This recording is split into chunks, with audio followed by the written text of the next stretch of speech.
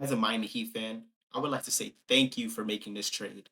After long years of being an underdog, now we are a bit better than mediocre. Fortunately, we got Tyler Hero off our team, thank God, after his basketball terrorism.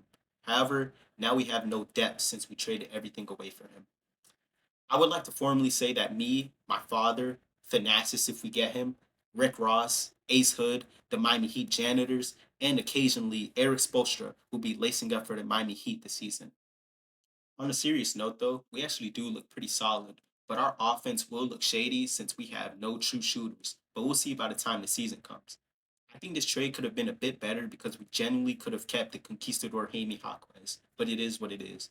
Now, are we competing with the NBA champions Knicks? Possibly. But we seen the last 2 years, bro. You're not beating the power of friendship, dog. I seen a report that the Knicks owners told the players that for the postseason they can't have sex for 10 weeks, and we seen how they ended up coming out, bro. They went 10-0 in the postseason. Other than the Miami Heat, Jalen Brown actually needs to request a trade from the Celtics, and it's really crazy how he pledged loyalty to an organization that didn't even want him in the end. Then again, it is the Boston Celtics. Jalen Brown took the role of being the number one option after hella people said that he couldn't do it, and then proceeded to genuinely put up MVP numbers and was carrying the Celtics on his back damn near the whole season, taking them to the playoffs while Tatum was out. Even when Tatum came back and was putting up decent numbers, still trying to get back in his true basketball form, Jalen Brown still looked as if he can own that team, bro. Julius Randle ended up getting traded to Super Hell by Minnesota, and honestly, I don't blame them. After his shit performance, they truly had every right to trade him for a vending machine, a t shirt with spaghetti stains, and boiled peanuts. I'm not sure what was going on with him in the playoffs against San Antonio, but dog, he looked checked out, bro. The basketball terrorism display he put up was horrible to watch, enough to make a person gouge their eyes out. And I believe that this was definitely the best decision that the Knicks have made trading him for Cat. Hopefully, the Timberwolves do end up finding better with a decent forward and maybe even a point guard. And I did see some news that they're not pursuing John Morant anymore, but this is honestly just ridiculous in my opinion, dog. And even though Ja can't shoot, if they acquired him and they could space the floor with DiVincenzo and Ant with Nas Reed and Jaden McDaniels, bro, it would have been raps. But a man can only dream, right?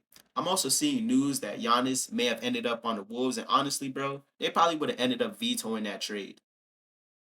To be honest, Milwaukee may just end up looking like the Washington Wizards this season. And I ain't gonna lie, bro. Bucks fans, y'all just gonna have a long season ahead of y'all, bro. They're basically the 2019-2020 Warriors, but I guess you could say they quote unquote won this trade because they're starting with a young roster who wants to win, I think. And speaking of the Wizards, bro, they actually may end up being pretty decent if they keep Data Davis. But Trey Young's terrible defense is going to just be overlooked because of his offensive firepower and the young core he has around him, and he just signed for 212 million. And I ain't gonna lie, bro, I could just say that's crazy, dog. But it does make sense to pair Trey Young with a bunch of bad defenders because Kobe Adebayo did drop 83 on them. And for the Lakers, bro, I really have nothing else to say. But please, let's just treat this man like he Russell Westbrook, bro. Please get Anthony Bennett off our team. I absolutely have no idea what we're doing. I truly do hope we end up just cutting DeAndre Ayton and sending him to the gulag like the rest of these basketball players. Or even then, like we need to send him to China because his playoff run was shit. I'm not sure why we keep signing these bigs with big names, bro. Like I genuinely don't know what we're doing. I seen a report that Lakers may be looking into acquiring Jalen Duran, and honestly, it wouldn't be such a bad look if he didn't shit the bed this playoffs, bro. But one thing about the Lakers, they do know how to sign a big just for them to be ass for a year or two and they get sent to another team. But if they do get him, hopefully he isn't DeAndre Ayton with a different name. Also, for the Spurs, bro, get rid of this nigga De'Aaron Fox, bro. The nigga sucks. I thought he was going to be the veteran point guard that the Spurs needed in the postseason, and boy, I tell you, I was wrong as fuck. I think Dylan Harper is the better vet point guard, and he was just a rookie, dog. Fox was absolutely atrocious, and if you could watch the game, you would have thought he was deading. But we'll see what the Spurs' plans is, because they did say they want to keep him long term, which is kind of stupid, but I guess, bro. Um, Hopefully, Ja ends up finding a new team, bro. He had a horrible season and he was just plagued with injuries, but we'll see at the end of the day. I'm just hoping for the best for him because, damn, that's it, bro. Literally nothing else, but damn.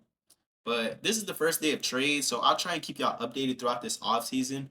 But that's about it. See ya.